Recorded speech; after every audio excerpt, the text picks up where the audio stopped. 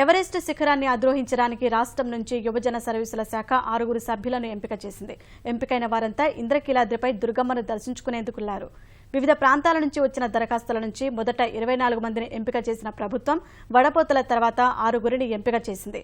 వీరిలో 5 ఎవరెస్ట్ అధిరోహణకు పంపించాలని ప్రభుత్వం భావిస్తోంది. అవసరం మేరకు ఒకరిని అదనంగా ఎంపిక చేసి ఉంచారు. ఇందులో ఒక యువతి కూడా ఉంది. వీరిని ఏప్రిల్లో ఎవరెస్ట్ అధిరోహణకు పంపిస్తామని శిక్షకుడు శేఖర్ బాబు చెప్పారు. ఆంధ్రప్రదేశ్లో ఉన్న 13 జిల్లాల నుంచి 10 మందిని సెలెక్ట్ చేయడం జరిగింది. పర్వతారోహణలో ఇండియాలోనే ఓల్డెస్ట్ ఇన్స్టిట్యూట్ అయిన హిమాలయన్ మౌంటైనరింగ్ ఇన్స్టిట్యూట్ అని డార్జిలింగ్లో ఉంది.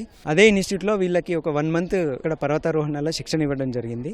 ఆ శిక్షణలో ఎవరైతే బెస్ట్ పర్ఫామ్ చేశారో వాళ్ళలోంచి ఒక 9 మందిని తీసుకొని వీళ్ళని ఇండియన్ ఆర్మీ వింటర్ ట్రైనింగ్ తీసుకెళ్ళడం జరిగింది. సో వింటర్లో వీళ్ళని -30 డిగ్రీల వరకు వీళ్ళకి ఎక్స్పోజ్ చేశాము. అంటే అంత టెంపరేచర్లో ఎవరు తట్టుకునే కెపాసిటీ ఎవరికి ఉంటుంది, ఎవరు మెంటల్గా స్టెబుల్గా ఉంటున్నారు, ప్లస్ ఇంతవరకు నేర్చుకున్న టెక్నికల్ స్కిల్స్లో ఎవరు ఉన్నారు, అవన్నీ చూసి ఫైనల్గా ఈ టీంని సెలెక్ట్ చేయడం జరిగింది.